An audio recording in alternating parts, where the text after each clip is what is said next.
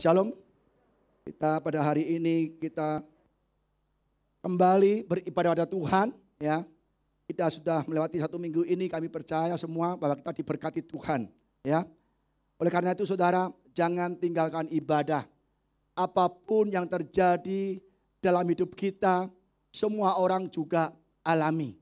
Tapi yang membedakan adalah kita umat Tuhan tetap beribadah di segala keadaan, segala situasi. Dan disitulah Tuhan akan uji kita. Apakah kita benar-benar umat Tuhan yang berkenan.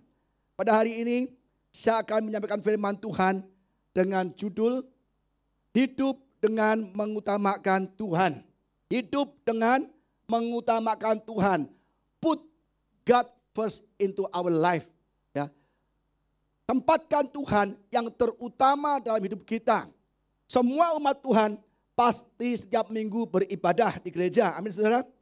Tetapi tidak semua umat Tuhan di dalam hidupnya mengutamakan Tuhan. Ini masalahnya. Maka jangan bingung, Pak, aneh Pak. Saya beribadah bersama-sama di gereja yang sama, dengar khotbah yang sama, dari gembala yang sama. Kok teman saya diberkati, saya tidak. Mengapa? Karena kita mungkin belum mengutamakan hidup dalam Tuhan. Kita bekerja iya, dengar firman iya. Kita sebagai umat Tuhan yang percaya Yesus adalah Tuhan dan berkuasa hidup kita. Tapi kita tidak pernah mengutamakan Tuhan di dalam keseharian kita.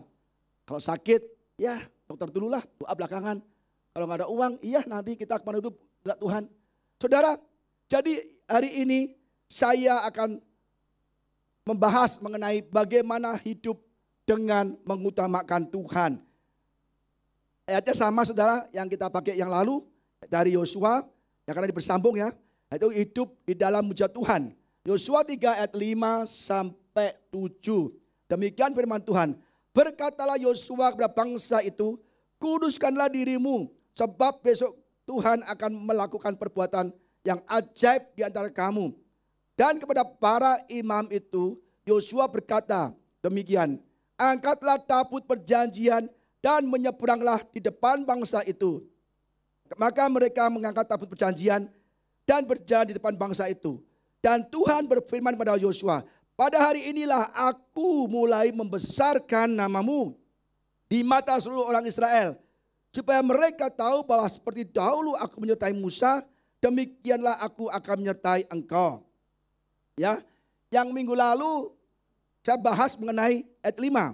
Berkatalah Yosua kepada bangsa itu, kuduskanlah dirimu, sebab besok Tuhan akan melakukan perbuatan ajaib di antara kamu. Yaitu menguduskan, hidup dalam kekudusan, menjauhi orang yang pendosa, dan kita hidup tinggalkan dosa, dan kita melekat pada Tuhan. Ya. Saya percaya kita semua sudah melakukannya. Ya. Maka kita sudah mulai berjalan di dalam mujizat Tuhan. Hari ini saya akan bahas yang kedua. Ya. Ayat 6. Dan kepada para imam itu, Yosua berkata demikian, angkatlah tabut perjanjian dan menyeberanglah di depan bangsa itu. Maka mereka mengangkat tabut perjanjian dan berjalan di depan bangsa itu. Bangsa Israel sebelum masuk ke tanah perjanjian, tanah yang dijanjikan oleh Tuhan, hidup yang berkelimpahan, ya, itu menghadapi penghalang. Apa penghalangnya? Yang pertama adalah sungai Yordan yang harus dilalui. Dan tidak mungkin bangsa Israel menyeberang sungai Yordan. Maka Yosua menempatkan tabut perjanjian Tuhan di depan barisan. Karena Yosua tahu tanpa campur tangan Tuhan, tanpa Tuhan yang memimpin, tanpa Tuhan di depan, tidak mungkin sungai Yordan bisa dilewati. Tidak mungkin sungai Yordan bisa dibelah. Maka Yosua tahu bahwa dulu pernah ada pengalaman Yosua dengan Musa. Musa membelah laut Teberau. Dan kalau Tuhan melakukan mujizat dulu, sekarang pasti selama-lamanya. Dan Yosua tahu akhirnya apa? Maka Yosua berkata, tempatkan, angkatkan tabut perjanjian itu, angkatlah. Dan menyeberang di depan bangsa itu. Maka Yosua meminta para imam mengangkat tabut perjanjian dan dia berbaris di depan. Ya. Follow the ark yang lain. Jadi semuanya bangsa Israel berada di belakang tabut perjanjian. Saudara, Kadang-kadang kita tidak mengikuti arahan Tuhan. Kadang-kadang kita tidak mendahulukan Tuhan. Kadang-kadang kita tidak menempatkan Tuhan di depan keluarga usaha kita, pekerjaan kita. Tapi Tuhan di belakang. Saudara, maka kita selama ini tidak pernah mengalami mujizat Tuhan. Apakah kita sudah menempatkan Tuhan di paling depan perjalanan hidup kita? Apakah kita sudah menempatkan Tuhan di depan sebagai pemimpin keluarga kita, usaha kita? Kita kadang-kadang seenaknya sendiri, tidak percaya Tuhan. Kalau sakit, apakah kita ke Tuhan dulu berdoa atau langsung ke dokter? Nah, kadang lupa ngapain doa Pak? Sakit ya ke dokter. Ada loh pendeta begitu. Sakit itu ke dokter, gak usah doa. Loh coba bayangkan. Terus Tuhan buat apa? Kan Tuhan Jehovah Rafa. Tapi nyatanya gak sembuh. Makanya dengan demikian setiap orang sakit ke dokter dulu. Pendeta bisa ngomong gitu saudara. Kita umat Tuhan harus berdoa dulu. Tuhan kami sakit, kami percaya dirimu sembuh. Dan kalau memang Tuhan arahkan ke dokter, ya gak apa-apa. Dokter pun pakai Tuhan, dokter pun diajak anak-anak Tuhan. Tapi biasanya dokter dipakai orang yang tidak punya iman sama sekali. Tapi kadang-kadang kita punya iman, Tuhan sembuhkan. Karena kita percaya saudara, bahwa Tuhan sanggup melakukan segala perkara. Ya, apakah kita sudah mengutamakan Tuhan dalam mengatasi masalah? Nah ini kadang-kadang kita selalu menuju pada orang dulu. Tidak pernah pikir Tuhan. Ada masalah keuangan, apapun. Kita ke orang dulu. Minta tolong dulu, kesalahan kembali dulu. Tapi kita tidak pernah berlutut meminta Tuhan memberkati atau menolong kita. Selalu kita taruh Tuhan di paling belakang saudara. Kita nggak boleh demikian saudara. Kalau kita taruh Tuhan di paling belakang, maka kita akan mengalami banyak masalah saudara. Setelah apa Yosua merintahkan para imam mengangkat tabut dan berjalan ke depan, apa kata Tuhan? Dan Tuhan berfirman kepada Yosua, pada hari inilah aku mulai membesarkan namamu di mata seluruh orang Israel. Supaya mereka tahu bahwa seperti dahulu aku menyertai Musa, demikian pula aku menyertai engkau. Saudara, Yosua tahu caranya disertai Tuhan, dibela Tuhan. Selalu Yosua menyertakan Tuhan di paling depan. Maka Tuhan promosikan Yosua. Karena Yosua hidupnya mengandalkan Tuhan sepenuhnya. Maka kata Tuhan, hari ini, mulai hari ini, aku akan membesarkan namamu. Aku akan mempromosikan namamu di antara bangsa Israel. Bagaimana caranya? Hanya menempatkan Tuhan di depan Yosua, saudara. Kadang-kadang kita nggak tahu. Kita mau kerja keras. Padahal kita berdoa, berlutut sama Tuhan. Kita semua dipromosikan Tuhan. Kita mengutamakan Tuhan dalam aspek kehidupan saudara. Pada hari ini kalau kita benar-benar mulai hari ini mengutamakan Tuhan, ya, menempatkan Tuhan di depan segala aspek kehidupan kita, maka Tuhan hari ini berkata pada kita, pada hari ini aku akan membesarkanmu. Pada hari ini aku akan memberkatimu. Pada hari ini akan memperlihatkan banyak mujizat kepadamu. Hari ini akan memulihkan, mempromosikan kepadamu. Saudara, promosi itu dari Tuhan. Yang meninggikan semua Tuhan. Kita kadang-kadang tahu tapi tidak mau melakukannya. Sayang sekali saudara. Maka banyak di antara kita yang hidupnya kekurangan. Ya, banyak masalah yang tidak pernah selesai-selesai. Padahal kalau kita utamakan Tuhan, Tuhan pasti akan menolong kita. Promosi datangnya dari Tuhan. Banyak orang kerja keras. Lobby sana, lobby sini. Sampai menjual imannya untuk dapat sesuatu. Dapat uang, dapat jabatan, dapat income, dapat segala sesuatu. Dia hanya menjual imannya. Dia terus berusaha sendiri. Padahal promosi, berkat, peninggian itu dari Tuhan. Mengapa nggak cari Tuhan aja dulu? Saudara, kita lihat ayatnya saudara. Ya kayak bahasa Inggris ini Mazmur 75 ayat 5, 6 ayat 7. Karena apa? Bahasa Inggris lebih tepat, lebih pas. Yang bahasa Indonesia terjemahnya agak kurang pas ya. For promotion cometh neither from the east, nor from the west, nor from the south. But God is the judge. He put it down one and set it up another. Artinya apa? promosi datangnya bukan dari timur, bukan dari barat, bukan dari utara. Dan Tuhan adalah hakim. Tuhan menurunkan seseorang dan meninggikan yang lain. Udah jelas, promosi dari Tuhan. Dalam bahasa Indonesia peninggian dari Tuhan. Bukan dari timur, barat, atau selatan. Dan Tuhan yang berkuasa sebagai hakim. Dia menurunkan yang satu dan meninggikan yang lain, saudara. Udah jelas bahwa promosi dari Tuhan. Mengapa kita nggak cari Tuhan? Daud sadar bahwa promosi itu dari Tuhan. Peninggian dari Tuhan. Tuhan menurunkan yang satu dan meninggikan yang lain. Daud tahu bahwa dia ditinggikan oleh Tuhan.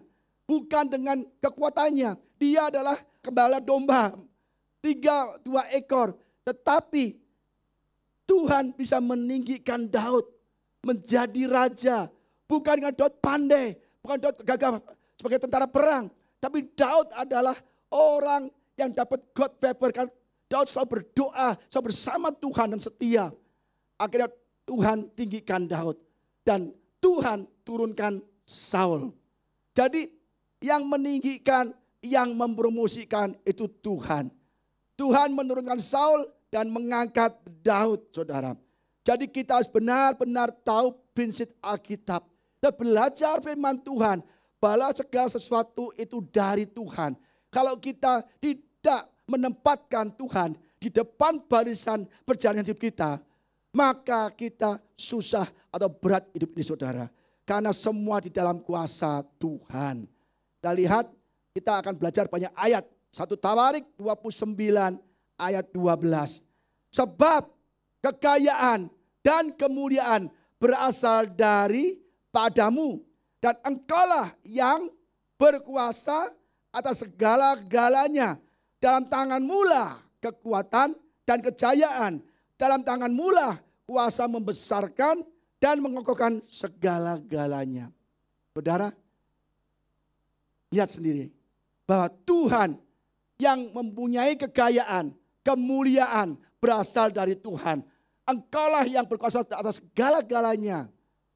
Tuhan yang berkuasa atas kekayaan, kemuliaan, dan bahkan Tuhan berkuasa untuk memberikan kepada siapa yang Tuhan berkenan, saudara. Jadi apa yang kita ributkan, apa yang kita susahkan lebih ini, kita hanya datang kepada sumbernya Tuhan Yesus Kristus. Maka saudara, saya percaya saudara akan hidup di dalam mujizat Tuhan. Segala sesuatu Tuhan bisa berikan. Segala sesuatu Tuhan bisa ya angkat kita, saudara. Ingat, berkat Tuhanlah yang menjadikan kaya. Susah payah tidak menambahinya. Ini adalah prinsip Alkitab. Banyak orang selalu bekerja. Bahkan mereka mengutamakan kerjaan. Mendahulukan pekerjaan. Akhirnya hidupnya tidak karuan. Bisa kaya, mungkin bisa kaya. Tetapi kekayaan ini tidak membawa berkat. Tidak membawa sukacita. Bahkan kekayaan bisa membawa kita ke dalam kebinasaan. Tapi yang dari Tuhan itulah yang baik, saudara. Saudara, ingat berkat Tuhanlah yang menjadikan kaya. Susah payah tidak menambahinya. Jadi segala sesuatu Tuhan berkuasa menentukan. Maka saudara, mulai hari ini kita mulai hidup ya menempatkan Tuhan di depan barisan perjalanan hidup kita. Maka apa yang kita alami, segala sesuatu Tuhan pasti akan menghadapinya. Tanpa mencari Tuhan dulu, tidak mungkin. Tanpa mengutamakan Tuhan dulu, Tuhan gak mengasihi berkat. Banyak orang tidak utamakan Tuhan. Memang ke gereja yes. Gak ke gereja, ya saya kerja Pak rajin Pak. Tetapi hidupnya selalu amburadul, selalu banyak kekurangan, selalu banyak berantem, gak ada sukacita di rumah, di keluarga. Kenapa? Di dalam keluarga pun tidak mengutamakan Tuhan, saudara. Apapun yang kita butuhkan, Tuhan pasti berikan. Asal kita mendahulukan Tuhan. Karena firman Tuhan berkata, carilah dahulu kerajaan Allah dan kebenarannya, maka semuanya itu akan ditambahkan. Banyak orang ada gereja atau ada pendeta yang berkata, kita diberkati dulu Pak, baru bisa taat. Kita untuk diberkati gak perlu taat. Kalau sudah diberkati baru taat. Ada loh, sudah saya dengar loh. Ada demikian. Untuk diberkati tidak perlu taat dulu, tapi diberkati dulu. Karena kita kan dalam anugerah Tuhan, kasih karunia. Maka kita tidak perlu taat dulu, diberkati dulu, baru kita taat. Saudara, ini melawan firman Tuhan yang ini. Carilah dulu Tuhan, kerajaan surga dengan kebenarannya. Maka semuanya ditambahkan. Apa yang sudah kurang? Sukacita ditambahkan, damai ditambahkan, keuangan ditambahkan. Apa? Kesehatan ditambahkan. Apa saja, cari Tuhan dulu. Utamakan Tuhan dulu. Taruh Tuhan di depan jalan hidup kita. Maka kita akan selalu diberkati. Mereka bilang, kok saya sudah ke gereja bercapek-capek, keluar ongkos, keluar persembahan. Kok tidak diberikan apa-apa sama Tuhan ya Pak? Ya kan? Aneh sekali, kenapa? Kita pergi ke gereja tidak jaminan kita mencari Tuhan. Ke gereja tidak jaminan kita sungguh-sungguh mencari Tuhan. Ada umat Tuhan yang ke gereja tujuannya bukan mencari Tuhan. Bukan. Seperti mencari jaringan, mencari relasi untuk menawarkan dagangan, multi level marketing produk. Ada yang ke gereja mencari teman untuk dimintai pertolongan. Ada yang juga ke gereja mencari makanan, hadiah dan diakonia. Saudara, ini nyata. Kita tahu jemaat Tuhan ya, bisa diketahui dengan cara ibadahnya. Apakah orang itu sungguh-sungguh beribadah kepada Tuhan atau tidak? Gampang saudara. Lihat kalau kita di gereja. Kita teman kita. Kok kalau ibadah kayaknya kok rasanya kok pikirannya kosong, bengong gini. Kerjanya di depan dia gini. Kayak orang bingung. Kedua, kalau ibadah dengan firman Tuhan, ada yang main HP. Udah itu pasti nggak serius. Padahal pendeta belum bilang, buka ayat Matius. Dia udah buka duluan. Udah selesai baca, dia masih begini. Nah, itu ketahuan bahwa di gereja dia tidak serius. Orang yang tidak mendahulukan Tuhan, orang yang tidak beribadah sungguh-sungguh, dia akan sering main HP. Ngobrol sepanjang ibadah dengan kaki tindakan kursi. Waduh, gereja dianggap warteg saudara. Naik kakinya, ngobrol. Saudara, kita tidak menghargai adat Tuhan.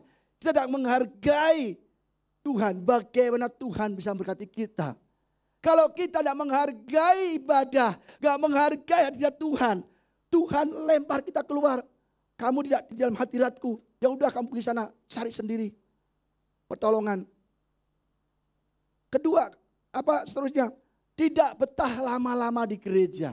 Nah, orang kalau ibadah dengar firman Tuhan duduknya ini terus gini kayaknya nggak tenang gitu loh. Pantatnya panas, kayaknya pengen cepat-cepat pulang.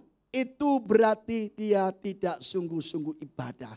Orang yang cinta Tuhan, orang yang mengasihi Tuhan, orang yang mendahulukan Tuhan, hidupnya selalu rindu akan ibadah. Ada loh jemaat telepon saya, Pak, kapan Pak ibadah di gereja Pak? Saya kangen loh Pak. Oh, ya kan?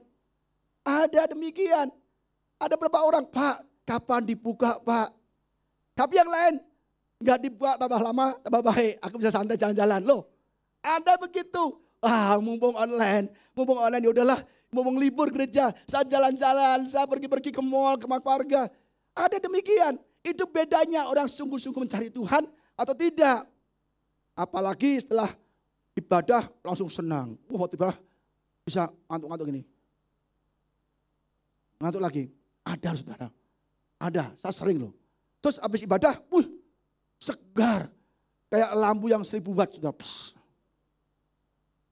Itu artinya kita tidak sungguh-sungguh dalam ibadah.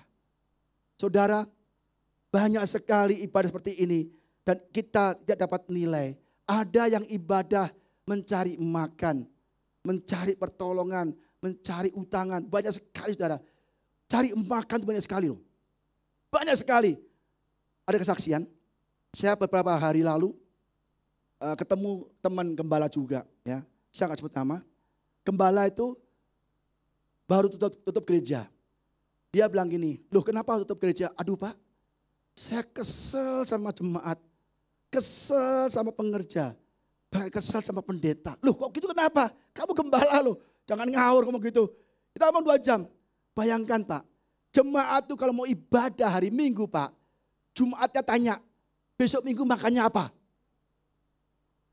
Ternyata gereja itu selalu ada makanan, ada sponsori. Kalau perusahaan A yang besar, waduh, dia sponsori pasti Hokben, pasti yang enak-enak kan Kentucky. Yang datang 170 orang. Ya kan? Terus ditanya lagi Sabtunya, Pak besok makan apa gereja? Ya makannya mungkin nasi biasa gini-gini. Yang datang berkurang. Besok lagi, Pak besok menunya apa? Dia terakhir begini, karena pendonornya sudah bergilir, dan minggu depan gak ada pendonor untuk makanan, kita patungan makan untuk jemaat Tuhan. Besoknya nggak ada saudara. Cuma 20 orang. Coba bayangkan. Jemaat ke gereja tujuannya untuk cari makanan. Dulu kita ada juga. Waktu masih PD atau gereja di sebelah kalau nggak salah, saya lupa. Ada orang ke gerdu. Mas Pur, gereja besok makannya, hari ini makannya apa? Coba bayangkan. Ada jemaat ke depan tanya penjaga gerdu. Hari ini gereja makannya apa? Makanya enak, dia ajak temennya. Saudara, orang demikian tidak bisa hidup dalam mujizat Tuhan. Ada saudara, akhirnya gembala itu, udahlah saya enggak kerja lagi lah, tutup deh. Gerejanya ditutup saudara, karena kesel sama jemaat.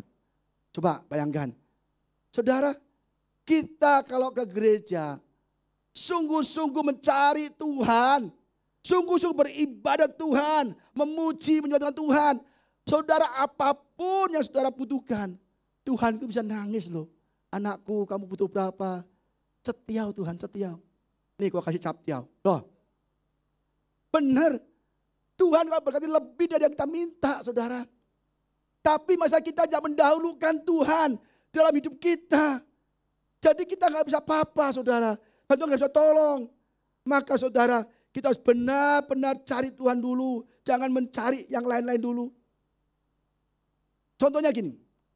Ada tokoh Alkitab yang sangat diberkati. Jadi orang yang kaya, semakin kaya, sangat kaya, sudah tahu. Bagaimana caranya? Dia mengutamakan Tuhan dulu. Kita lihat ayatnya. Kejadian 26 ayat 25. Sesudah itu Ishak mendirikan mezbah di situ. Dan memanggil nama Tuhan. Ia memasang kemahnya di situ.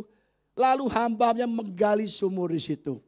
Dari dimanapun Ishak pindah ke daerah, ya, kemana, ke negeri, ke suku, dia selalu membangun mezbah dulu, ya kan? Dan memanggil nama Tuhan.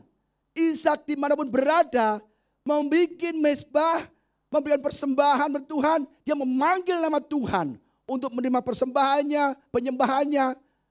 Dan baru kemudian Ishak membuat tenda. Memasang tenda artinya rumah, kebutuhan rumah tinggal, keluarga, pernikahan kita. Tapi kemudian setelah Tuhan, rumah tangga, keluarga, baru Ishak memanggil hambanya untuk menggali sumur. Baru pekerjaan. Saudara, pertama kali Ishak adalah mendirikan mezbah. Dia utamakan Tuhan dulu. Bekerja untuk Tuhan dulu. Beribadat dulu. Memuji dulu. Menyembah dulu. Berikan persembahan kepada Tuhan dulu. Selalu dia ada mezbah di sini saudara. Ada mezbah di sini. Persembahan, memanggil nama Tuhan. Baru kemudian dia memasang kemah. Ini berbicara mengenai rumah. Mengenai rumah tangga, keluarga. Baru Ishak menggali sumur. Tetapi kita seringnya saudara menggali sumur dulu. Enggak bisa.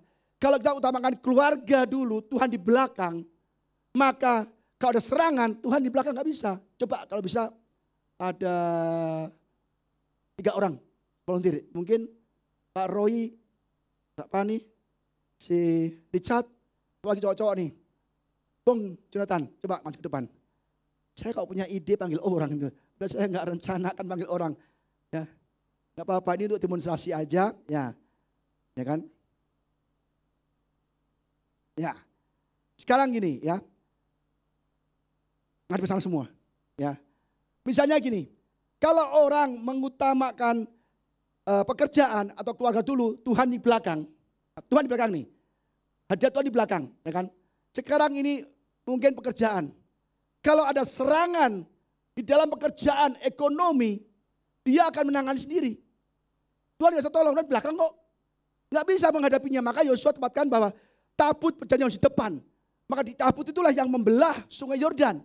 Coba kalau yang bangsa Israel di depan, tabut di belakang. Nggak bisa. Ini adalah gambaran bahwa ini pekerjaan. Ya, menggali sumur. Ya ini pekerjaan sekuler kita, pekerjaan apapun usaha kita. Kalau kita nggak tempatkan Tuhan di depan, suatu saat ada krisis ekonomi, PSBB, ada COVID-19, ada apapun yang menyerang pekerjaan, ya di PHK, ada apapun, dia hancur. Karena nggak ada pelindungnya, nggak ada Tuhan di depannya. Atau mungkin coba balik lagi, dicat di depan sini. Enggak, kamu depan sini. Ya. Nah, atau rumah tangga di depan. Rumah tangga di depan yang diutamakan. Yesus atau hajat Tuhan atau sendiri di belakang. Rumah tangga ini rawan. Karena di depan. Diserang oleh gosip. Oleh kuntilanak. Oleh apapun. Bisa hancur nih. Suami bisa hancur. Istri bisa hancur. Kalau laki diserang kuntilanak. Kalau saya serang apa? Genderuwo. Ya. Jadi saudara. Ini akan hancur. Rumah tangga berantakan. Perceraian. Dan selalu geger. Kenapa? Tuhan gak di depan. Keluarga, urusan rumah tangga. Di depan saudara. Gak bisa ada mujizat, gak ada pertolongan Tuhan. Dan Tuhan gak bisa tolong Tuhan di belakang. Sekarang Pak Roy ke depan sini. Nah lain kalau Tuhan ada di depan saudara. Tabut perjanjian ada di depan. Untuk menghadapi sungai Yordan. Maka sungai Yordan terbelah. Dan yang lain bisa mengikutinya. Kalau Tuhan ada di depan kita, maka kalau ada serangan dari rumah tangga, ada serangan pekerjaan, yang menghadapi Tuhan dulu. Pertolongan Tuhan dulu. Jadi saudara, tempatkan Tuhan di barisan paling depan di dalam perjalanan hidup saudara. Maka keluarga, pekerjaan akan dibela Tuhan. Saya sudah demikian juga sama Bu Ida, saya berdoa, memuji, menyembah, baca firman, melakukan firman. Jadi ada PSBB, ada COVID-19, kita tenang-tenang aja. Kita gak pernah khawatir. Ya kan bilang Bu Ida, tenang aja. Loh kenapa tenang? Kita lagi sepi lagi apa? Tenang aja. Kenapa? Tuhan di depan kita. Tuhan akan membuka laut Teberau. Tuhan akan membuka sungai Yordan. Tuhan akan merontokkan tembok Yeriko. Asal hadirat Tuhan ada di depan kita. Keluarga diserang, Tuhan yang menghadapinya. Pekerjaan diserang, Tuhan yang menghadapinya. Gereja diserang, Tuhan yang menghadapinya. Mengapa repot-repot? Tinggal kita puji Tuhan aja. Saudara, tempatkan hadirat Tuhan. Tempatkan Tuhan di depan kehidupan saudara. Depan pekerjaan, di depan rumah tangga. Apapun yang saudara lakukan, Tuhan tempatkan. Put God first in your life. Then God will make miracle for you. Amin saudara. Silakan kembali lagi. Jadi saudara, kita tidak bisa Tuhan di belakang. Makanya Yosua tahu. Kalau Tuhan gak di depan, dia gak bisa nyebrang sungai Yordan. Makanya tempatkanlah. Gitu, angkatlah tabut perjanjian itu. Dan berbaris di depan. Orang Israel mengikuti tabut perjanjian. Maka ketika di depan tabut perjanjian, bangsa Israel bisa menyeberang sungai Yordan seperti berjalan di tanah yang kering, saudara. Amin, saudara. Kita resep kedua atau langkah kedua bahwa kita harus hidup dalam Tuhan, mengutamakan Tuhan, saudara. Tuhan dulu, baru pekerjaan. Ketika dia diserang musuh yang menghadapi Tuhan. Bapak kok begitu, Bapak ngomong dasarnya apa? Coba kita lihat Yosafat. Saya nggak tanyakan ayatnya terlalu banyak. Yosafat itu Raja Yehuda. Dia diserang mendadak oleh 3 suku. Moab, Bani Amon, dan pergunungan Sir. Apa kata Yosafat? Tuhan, yang menyerang kami banyak. Kami tidak bisa apa-apa. Mereka jahat. 3 suku menyerang kami. Dan kami akan hancur Tuhan. tetapi mataku tertuju kepadamu. Apa kata Tuhan? Tahu ada orang diingkapi roh Tuhan. Berkata, Yosafat, dengarkanlah, camkanlah, inilah firman Tuhan. Bahwasanya kamu jangan takut dan gentar dengan laskar yang besar yang menyerang kau. Yang berperang bukanlah engkau lagi, tetapi Tuhan yang berperang untuk engkau. Langsung Yosafat ke medan perang. Apa yang dilakukan? Dia letakkan pemuji, penyembah, pemain musik di depan barisan tentaranya. Sepanjang perjalanan di medan perang, itu Yosafat ada pemujinya. Memuji, menyembah, menyanyi. Ketika dia memuji, menyembah di depan barisan, Tuhan mengacokkan musuh-musuhnya. Bani Amon membunuh Bani Moab. Bani Moab membunuh Bani Israel. Akhirnya saling berantem, mereka mati semua. Mati semua. Ketika Yosafat dan tentaranya sampai ke medan perang, ke lembah, mana musuhku? Mana tiga suku? Semua mati semua, gak ada yang hidup. Akhirnya apa? Yosafat menjarah harta jarahannya berlimpah-limpah. 3 hari tidak habis diangkut. Itu. Kalau Yosafat tempatkan prajurit depan, belum tentu. Di belakang puji-pujian, di belakang penyembahan, maka Tuhan mengacaukan musuh-musuhnya. Jadi saudara jangan takut. Kalau diserang orang, saudara punya musuh 3 orang misalnya nih. Pak, saya punya musuh 3 orang. Udah kita doa saja. Haleluya, puji Tuhan. Tuhanku maha besar. Ya kan? Jeng. Ya kan? Nyanyi aja terus. Ketika saudara menyanyi, menempatkan hadirat Tuhan, pujian penyembahan, musuh saudara 3 orang itu berantem sendiri. Berantem sendiri. Lama-lama mereka pisah satu yang lain. Tapi kita tetap banyak teman lagi, saudara. Ingat itu, ingat. Jadi kalau kita tempatkan hadirat Tuhan, utamakan Tuhan, maka kita akan dibela dari musuh-musuh kita. Musuh dihancurkan, dimatikan. Kita tetap akan berkelimpahan. Amin saudara. Apapun dalam pekerjaan, segala sesuatu saudara. Ya. Dan ada lagi, bagaimana kalau kita mendahulukan pekerjaan dulu? Apa Pak akibatnya Pak? Ini lihat ya. Kalau Ishak mendahulukan Tuhan, maka dia berlimpah-limpah. Dia semakin kaya, dan sangat kaya. Nah, apa jadinya kalau kita mengutamakan pekerjaan, mengutamakan kebutuhan kita daripada Tuhan? Apa jadinya kalau kita taruh pekerjaan di depan dan Tuhan ada di belakang kita? Kita belajar dari Hagai, saudara. Hagai. Ini penting sekali, saudara. Dengarkan, baik kita berkati. Beginilah firman Tuhan semesta alam. Bangsa ini berkata, sekarang belum tiba waktunya untuk membangun kembali rumah Tuhan. Maka datanglah firman Tuhan dengan perantara Nabi Hagai. Bunyinya, apakah sudah tiba waktunya bagi kamu untuk mendiami rumah-rumahmu yang dipapan dengan baik, sedang rumah Tuhan ini tetap menjadi reruntuhan. Bangsa Israel dijajah di Babel 70 tahun. Dan ditawan di Babel, Tuhan keluarkan, bebaskan dari Babel menuju ke tanah Yerusalem, ke suku Yehuda. Yang terjadi adalah bangsa Israel masuk ke suku Yehuda, ke Yerusalem. Loh, kok rumahku hancur semua, berantakan. Loh, ini rumah Tuhan juga berantakan, reruntuhan. Loh, usahaku kok berantakan, kebunku hilang semua. Semuanya berantakan ketika pulang dari pembuangan, kembali ke negerinya. Apa yang dilakukan oleh bangsa Israel? Pertama kali, dia tidak urusan dengan rumah Tuhan. Dia mendiamkan rumah Tuhan menjadi reruntuhan. Dia bangun dulu rumahnya, usahanya, ya bangun. Mereka berkata, oh belum saatnya, belum waktunya, belum tiba waktunya untuk membangun rumah Tuhan. Maka Tuhan marah melalui Nabi Hagai. Katakan kepada bangsa ini, apakah sudah tiba waktunya engkau mendiami rumah-rumahmu yang bagus? Jangan rumah Tuhan kau tinggalkan berantakan. Ayat berikutnya ini hukumannya saudara.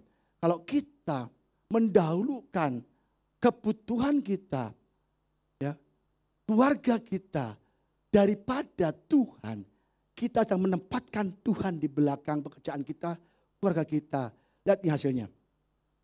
Oleh sebab itu, beginilah firman Tuhan, ya, semesta alam. Perhatikanlah keadaanmu. Kalau kita mengutamakan pekerjaan keluarga lebih dari Tuhan, perhatikanlah keadaan saudara. Kamu menabur banyak tetapi bawa pulang sedikit. Kamu makan tetapi tidak sampai kenyang. Kamu minum tetapi tidak sampai puas. Kamu berpakaian tetapi badanmu tidak sampai panas. Dan orang yang bekerja untuk upah, ia bekerja untuk upah yang ditaruh dalam pundi-pundi yang berlubang. Kalau kita untuk kerjaan, yes. Banyak duitnya, yes. Banyak income-nya, yes. Laris tokonya, yes. Tapi income-nya itu untuk bocor, hilang. Kenapa? Dia andalkan, dia utamakan pekerjaan. Memang kamu kerja keras, laris usahanya, laris tokonya, laris pabriknya. Tetapi hasilnya dirongrong banyak orang. Hasilnya dirongrong oleh teman-teman, oleh siapapun. Akhirnya gak pernah cukup, gak pernah kelebihan. Selalu kurang. Engkau bekerja untuk upah yang ditaruh dalam pundi-pundi yang berlubang. Seberapa banyak uang engkau masukkan, itu bolong semua. Ada yang merongrong, ada yang ngerokoti, ada yang memaksa, ada yang meminta. Saudara, ingat. Kita kalau gak utamakan Tuhan, utamakan pekerjaan. Bisa banyak uang, bisa. Tapi uang itu tidak bawa damai sejahtera. Tidak bawa sukacita. Akhirnya kita akan ngomong, aduh kok banyak orang meresahku ya. Si A minta, si B minta, si C minta, si A minta. Kenapa? Kita andalkan uang lebih dari Tuhan. Uang itulah kekuatan kita. Maka Tuhan kirim kekurangan-kekurangan ini. Tuhan memperhatikan keadaanmu. Artinya beginilah firman Tuhan SWT, perhatikanlah keadaanmu. Jadi naiklah ke gunung, bawalah kayu dan bangunlah rumah itu. Maka aku akan berkenan kepadanya dan aku menyatakan kemuliaanku di situ, firman Tuhan. Dia ngomong, udahlah, jangan perhatikan rumahmu dulu. Jangan utamakan kamu dulu, utamakan rumah Tuhan dulu. Utamakan Tuhan dulu. Maka aku akan menyatakan kemuliaanmu. Saudara, saya juga demikian. Covid boleh ada, saudara. Banyak perusahaan yang menurun, ya, yang hancur. Tapi kami tetap mengutamakan Tuhan. Ada aja berkat, ada aja mujizat.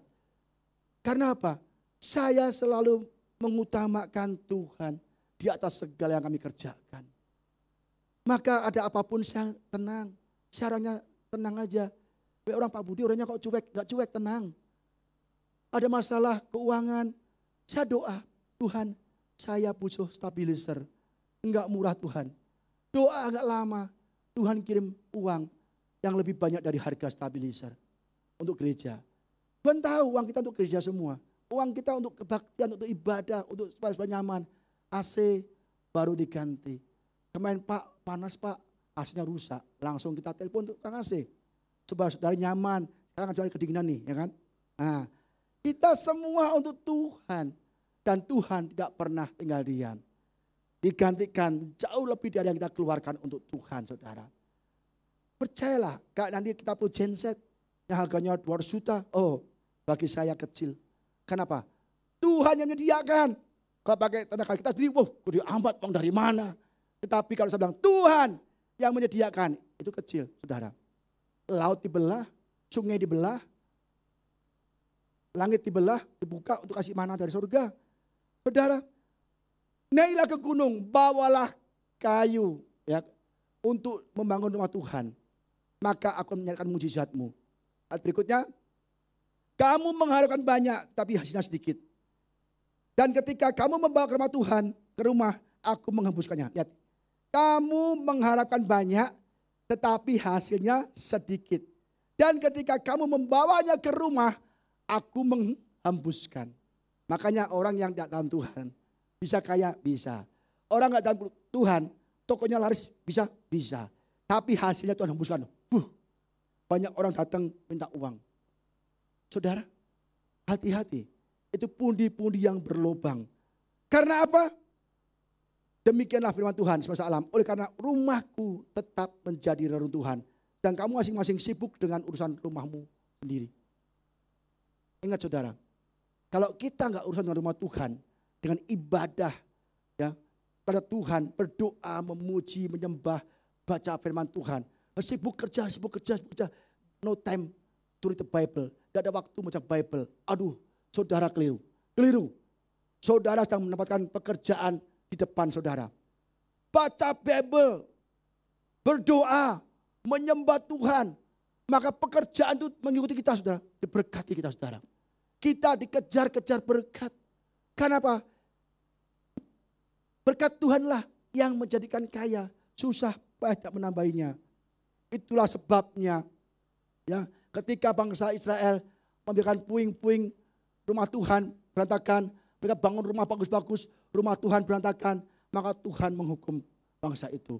Berikutnya, itulah sebabnya langit menahan embunnya dan bumi menahan hasilnya. Dan aku memanggil kekeringan datang ke atas negeri. Tuhan yang mendatangkan kekeringan di atas hidup kita. Ke atas gunung-gunung, ke atas gandum, ke atas anggur, ke atas minyak, ke atas segala yang dihasilkan tanah, ke atas manusia dan hewan, dan ke atas segala hasil usaha. Tuhan akan mendatangkan kekeringan bagi kita semua. Pekerjaan apapun yang kerjakan, Tuhan akan mengeringkan. Kenapa? Karena engkau tidak mencari aku dulu. Engkau tidak mengutamakan aku dulu. Engkau tidak hidup dengan mengutamakan aku. Maka Tuhan mengirim kekeringan. Menghembuskan hasil kita saudara. Jadi apa yang terjadi saudara? Kita harus mulai belajar bagaimana mengutamakan Tuhan. Bagaimana hidup dengan mengutamakan Tuhan. Bagaimana hidup dengan menempatkan Tuhan di depan kita saudara. Maka ada masalah ekonomi menyerang kita, Tuhan yang menghadapi. Masalah keluarga, Tuhan yang menghadapi. Masalah apapun, Tuhan yang menghadapi kita. Tenang aja saudara. Ya, kita harus belajar bahwa hari ini kita belajar bagaimana hidup mengutamakan Tuhan. Kita belajar lagi dengan janda Sarfat. Dia mengutamakan Tuhan di dalam kekurangan. Ya. Perempuan itu menjawab, ya, demi Tuhan Allahmu yang hidup, sesungguhnya tidak ada roti padaku sedikit pun, kecuali segenggam tepung dalam tempayan, dan sedikit minyak dalam buli-buli. Dan sekarang aku sedang mengumpulkan 2-3 potong kayu api. Ya, sedang mengumpulkan 3 potong kayu api, ya kan? Kemudian aku mau pulang dan mengolahnya bagiku dan bagi anakku. Dan setelah kami memakannya, maka kami akan mati. Ini gambaran orang yang miskin. Gambaran janda yang tidak punya apa-apa. Dan diambang kematian karena kelaparan. Sampai dia hanya punya segenggam tepung dan dia sedang mengumpulkan kayu api, membakar, mengolah. Dan dia makan, habis mati. Ini gambar orang yang tidak punya apa-apa. Tetapi kita lihat berikutnya. Tetapi Elia berkata kepadanya, janganlah takut, pulanglah, buatlah seperti yang kau katakan. Tetapi buatlah lebih dahulu bagiku potong roti, bundar kecil daripadanya, dan bawalah kepadaku. Kemudian barulah kau buat bagimu dan bagi anakmu. Elia berkata, janda, aku tahu kamu miskin. Aku tahu kamu tidak punya apa-apa. Aku tahu kamu segenggam tepung dan sebuli kecil minyak. Engkau makan akan mati kan? Oke lah, masak dulu. Tapi kasih ke aku dulu. Aku makan dulu. Baru itu kau olah sendiri untuk dirimu. Kan aneh. Pak Elia, kok aneh Pak Elia? Aku lapar. Mestinya aku dulu dong. Masa Pak Elia dulu? Tetapi Elia bilang, aku dulu. Janda itu taat saudara. Dia mendahulukan hamba Tuhan. Mendahulukan pekerjaan Tuhan. Apa yang terjadi saudara? Sebab beginilah firman Tuhan. Allah Israel, tepung dalam tempayan itu tidak akan habis dan minyak dalam buli-buli itu pun tidak akan berkurang sampai pada waktu Tuhan memberi hujan ke atas bumi. Kalau kita mengutamakan Tuhan, mengutamakan pekerjaan Tuhan daripada pekerjaan kita, keluarga kita semua, Tuhan berjanji, Tuhan akan memberikan kita berkat dan kita tidak akan mengalami kekurangan. Percayalah ini firman Tuhan. Dan yang terjadi benar-benar tidak kekurangan. Lalu pergilah perempuan itu dan berbuat seperti yang dikatakan Elia. Maka perempuan itu dan dia serta anak perempuannya itu mendapat makan beberapa waktu lamanya. Banyak, kok gak habis-habis. Dimasak gak habis-habis saudara. Tepung dalam tempayan itu tidak habis. Dan minyak dalam buli itu tidak berkurang. Seperti Tuhan yang diucapkannya dengan perantaraan Elia. Saudara, kadang-kadang kita kalau untuk kebutuhan pekerjaan Tuhan, aduh Pak, nanti saya kekurangan. Aduh, nanti saya kekurangan. Ini hanya uang dikit nih. Aduh, ini hanya gajiku nggak seberapa. Kita nggak kebaikan persepuluhan. Terus nggak kasih persembahan pada Tuhan. Terus takut kekurangan. Kita akan kekurangan terus. Tapi ujilah Tuhan. Dia mendahulukan pekerjaan Tuhan. Dan akhirnya apa? Minyaknya dan tepungnya tidak pernah habis. Saudara, apapun kebutuhan gereja, kita sediakan. Apapun semua. Apakah kita kekurangan? Tidak. Karena saya punya prinsip. Apapun yang aku lakukan untuk Tuhan, apapun yang kita lakukan untuk Tuhan, Tuhan akan menjaga kita untuk tidak hidup dalam kekurangan. Amin saudara. Maka ada COVID-19 lah, ada PSBB lah, lockdown lah. Kita tetap utamakan Tuhan, tetap beribadah, ya, tetap menyembah Tuhan. Berapapun harganya kita bayar, apapun butuhnya kita sediakan. Apakah kita kekurangan? Justru kita diberkati berlimpah-limpah. Karena kita punya prinsip firman Tuhan. Maka saudara, banyak orang udah jangan kasih gereja lah, ngapain lah. Gereja ada banyak uang. Saudara keliru. Ibadah prinsipnya adalah memberi persembahan. Bukan meminta persembahan. Yang terjadi sekarang adalah meminta persembahan. Ingat Nabi Musa. Musa, kamu boleh keluar sebagai bangsa Israel. Tapi ternaknya tinggal. Apa kata Musa? Firaun tidak bisa. Kau ternak ditinggal di Mesir. Dengan apa aku beribadah pada Tuhan? Maka lebih baik aku di Mesir aja. Kalau aku keluar beribadah pada Tuhan, satu potong kaki domba pun tidak aku tinggal di Mesir. Aku bawa semua karena aku tidak bisa datang ke hadirat Tuhan dengan tangan hampa. Lembu ternak dikorbankan. Musa tahu prinsip itu. Kita harus mempersembahkan diri kita, hidup kita dengan apa? Bertobat. Bertobat, beri waktu sebagai persembahan hidup saudara. Saudara punya waktu seminggu 7 hari. Pernah nggak kita khusus sehari saja, apa enggak 2 jam saja sehari, sejam sehari untuk Tuhan. Kalau kita bisa kasih waktu Tuhan 1 hari aja, 1 jam aja sehari, itu kita sedang membawa persembahan. Persembahan bukan hanya uang, waktu kita, hidup kita, tenaga kita. Pernah nggak kita, Pak bisa nggak saya ambil bagian pelayanan, ya kan? Dengan tulus. Jangan Pak bisa nggak aku pelayanan Tuhan dengan motivasi, Tuhan nggak berkenan. Bisa nggak? Kalau saudara bilang, Pak aku mau melayani gereja ini dengan tulus. Saudara sedang memberikan persembahan tenaga saudara. Jadi tidak hanya uang. Kalau saya mau persembahan, wah Pak Budi minta uang kan, gak enak kita kan. Uang juga bagian dari persembahan juga. Jadi saudara utamakan Tuhan, maka kita akan hidup berkelimpahan. Kita belajar dari Ishak, dari kitab Hagai, dari Janda Sarfat, ya, dari Yosafat. Semua diberkati ketika kita menempatkan Tuhan di depan. Ketika kita mengutamakan Tuhan, maka apapun yang kita butuhkan, itu Tuhan sediakan dengan berlimpah-limpah saudara. Amin saudara. Apakah saudara mau hidup dalam hujat Tuhan? Ada? Amin ya. Ya amin, angkat tangan dulu.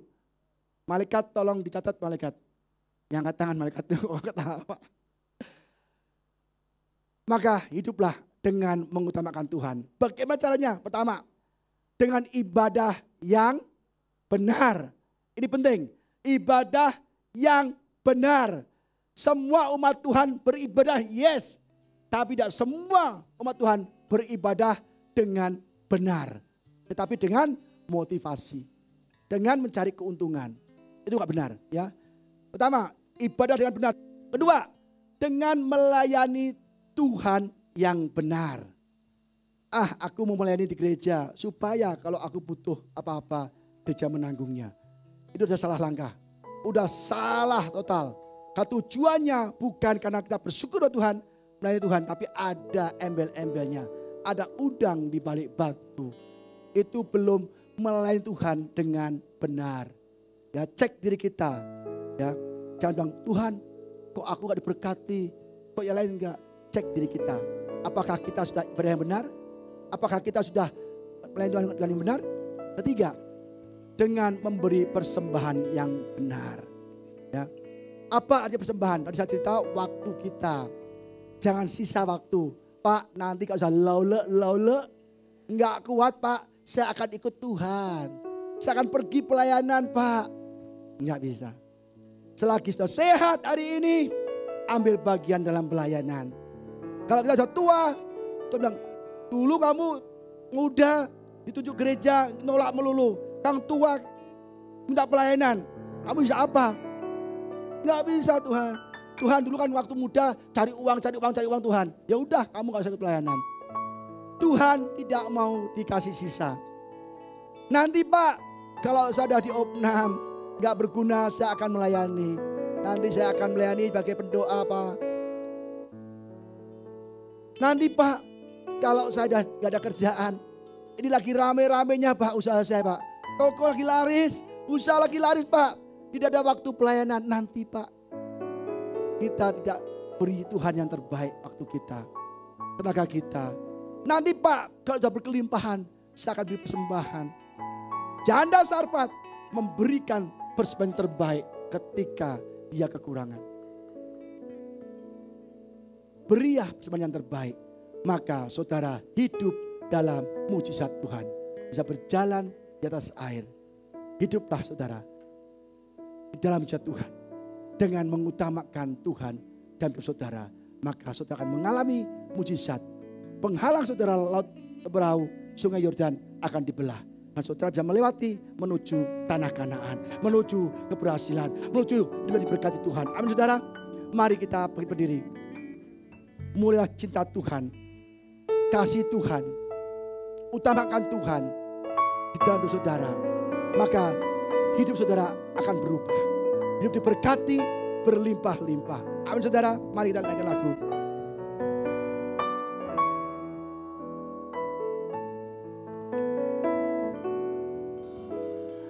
Yang terutama di dalam hidup ini, meninggikan nama Yesus. Yang terutama di dalam hidup ini, memuliakan namanya. Yang terutama, Tuhan, didoakan deklarasi iman kami. Kami utamakan Engkau Tuhan, meninggikan Engkau Yesus. Yang terutama, yang terutama di dalam hidup ini, memuliakan namanya. Mari kita angkat tangan kita saudara. Haleluya, haleluya. Katakan, saya cinta Yesus. Ya mau cinta Yesus. Haleluya, haleluya, haleluya. Saya mau cinta Yesus. Haleluya, haleluya, haleluya. Saya mau cinta Yesus. Haleluya, haleluya. Saya mau cinta Yesus. Kita ulang dari awal, yang terutama. Yang terutama, yes Tuhan. Inilah hati kami Tuhan. Yang terutama di dalam hidup kami Tuhan. Kami tinggikan nama-Mu Yesus. Engkau yang terutama Tuhan dalam hati kami, hidup kami, keluarga kami, pekerjaan kami. Memuliakan nama-Mu Tuhan. Memuliakan namanya. Yang terutama, yang terutama di dalam hidup ini, meninggikan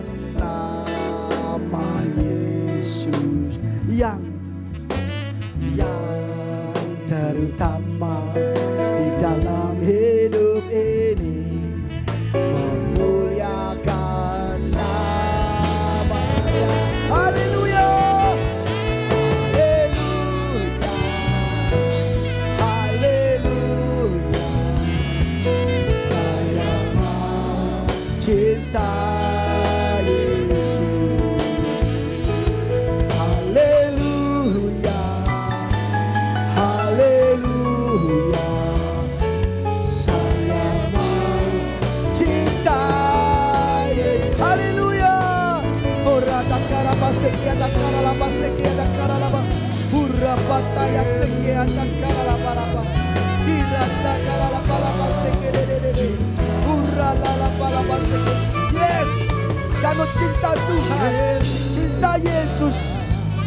Haleluya, saya mau cinta Yesus. Haleluya, haleluya, haleluya, saya mau cinta Yesus. Haleluya, haleluya, haleluya, saya mau cinta Yesus. Saudara, mengapa banyak orang mengalami kesulitan, mengalami berbagai badai hidup, dan sangat sulit keluar dari masalah saudara? Mengapa kita belum hidup di dalam mujizat Tuhan? Mengapa kita setiap minggu ke gereja, tetapi Tuhan belum memberikan pertolongan pada kita? Itulah yang sering kita tanyakan pada Tuhan. Tuhan mengapa? Tuhan mengapa? Tuhan mengapa Engkau tolong aku? Tuhan mengapa Engkau tidak bebaskan aku? Tuhan mengapa Engkau tidak tolong aku? Kita bertanya-tanya kepada Tuhan, mengapa Tuhan tidak tolong kita? Mengapa Tuhan tidak berikan mujizat pada kita? Mari kita tanya balik kepada diri kita sendiri. Apakah aku sudah mengutamakan Tuhan? Apakah aku sudah menjadikan pemimpin Tuhan dari pemimpin hidupku? Apakah aku sudah menjadikan Tuhan penguasa hidup aku? Mengapa saudara kita tanya pada Tuhan, mengapa? Apakah kita sudah beribadah dengan benar? Apakah kita sudah melayani Tuhan dengan benar? Apakah kita sudah memberi persembahan Tuhan yang benar? Tanyakanlah kepada diri kita sendiri. Itulah jawaban yang akan Tuhan berikan. Ketika kita utamakan Tuhan, utamakan pelayanan, utamakan Tuhan dalam hidup kita, maka Tuhan akan berikan apa yang kita perlukan. Dan Tuhan akan lindungi kita, sertai kita, berkati kita, dan kita akan hidup dalam mujizat Tuhan. Mari jemaat Tuhan, mulai hari ini kita utamakan Tuhan. Mulai hari ini kita kasih Tuhan. Mulai hari ini ada apa-apa tanya Tuhan. Mulai hari ini kita memuji, menyembah Tuhan. Letakkanlah hadirat Tuhan di depan segala yang kita miliki. Maka percayalah, Tuhan sedang memberikan mujizat pada kita. Penghalang kita, sungai Yordan, laut Teberau akan dibelah untuk kita, supaya kita menuju hidup yang berkelimpahan, tanah perjanjian yang penuh susu dan madu. Mari kita nyanyikan sekali lagi dengan sungguh-sungguh hati, berdoa kita, deklarasi kita, yang terutama,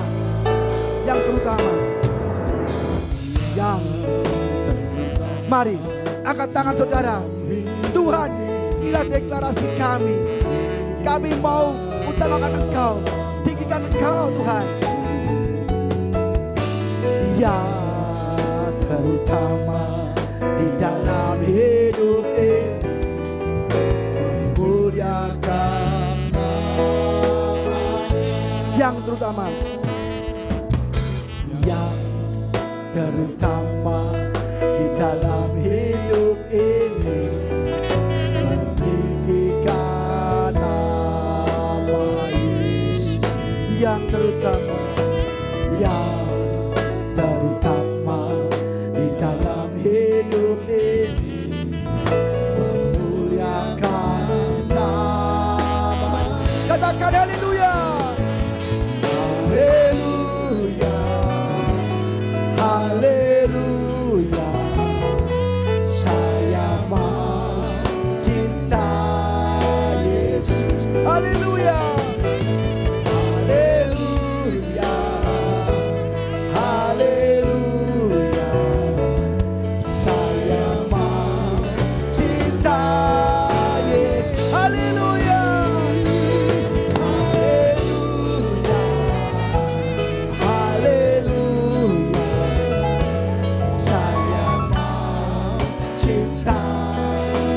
patakaya sekian kara laba-laba sekian. Ora patakaya sekian kara laba-laba sekian. Saya mau cinta Yesus. Haleluya. Haleluya. Saya mau cinta Yesus. Haleluya. Haleluya. Saya mau cinta Yesus. Haleluya. Yes, haleluya. Berapa tak kaya sekian lama cinta. Tuhan, dan doa-doa kami, iman kami, percaya kami bahwa kami mencinta Yesus. Kami mencinta Engkau Tuhan. Sekali lagi katakan haleluya dengan sungguh-sungguh lagi. Haleluya. Yes, yes. Berkati Tuhan, limpahi, curahkan berkat-berkat-Mu Tuhan untuk jemaat-Mu di tempat ini dan dimanapun jemaat-Mu berada Tuhan. Yes, terus sembah Tuhan, haleluya, puji Tuhan, tinggikan Tuhan. Sekali lagi, haleluya, haleluya,